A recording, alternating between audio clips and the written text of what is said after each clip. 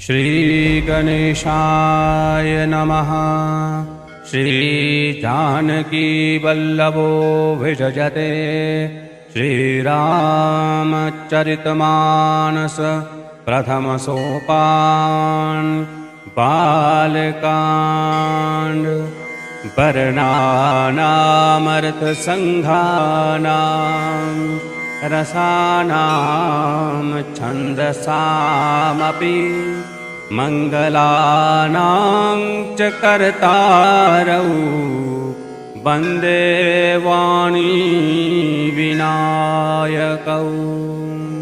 भवानी शङ्करौ वन्दे श्रद्धा विश्वासरूपिणौ।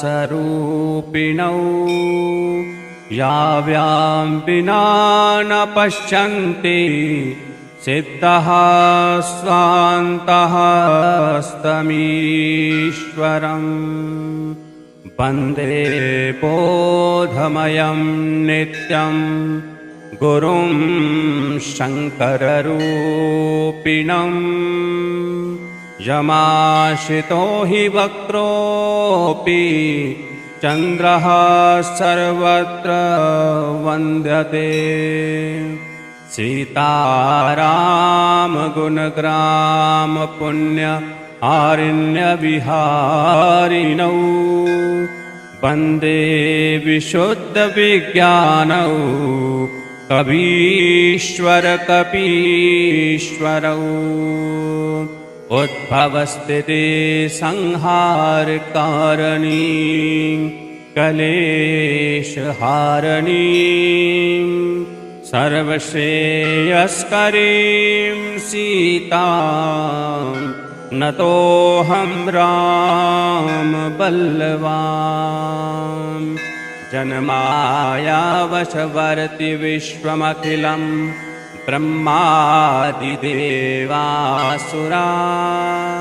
यत्सत्त्वाधमृषैव भान्ति सकलं रज्जौ यथा हेरभ्रमः।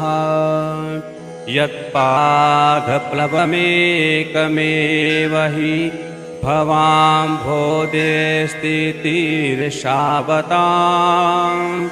वन्देऽहं तं शेषकारणपरं रामाख्यमीशं हरिं। नानापुराणनिगमागम सम्मतं यत् रामायणे निगदितं क्वचित् अन्यतोऽपि स्वान्तः सुखाय तुलसी रघुनाथ गाथा वाशान्निबद्धमतिमञ्जुलमातनोति। जो सुमिरन सिद्धि होई कन नायक करिवर वदन। करौ अनुग्रह सोई बुद्धि राशि शुभ गुण सदन।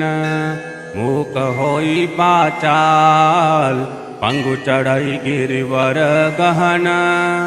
जासु कृपा सो द्याल द्रवौ सकल कलिमल दहन। नील सरोरुह श्याम तरुण अरुण वारिज नयन। करौ सो मम उर्धाम सदा क्षीरसागर शयन। कुंद इंदु समतेह उमा रमन करुणायन। जाहि दीन पर नेह करऊ कृपा मरधन मयन। बंदौ गुरुपद कंज कृपा सिंधु नर रूप हरि। महामोहतम पुंज जासु बचन रवि कर निकर।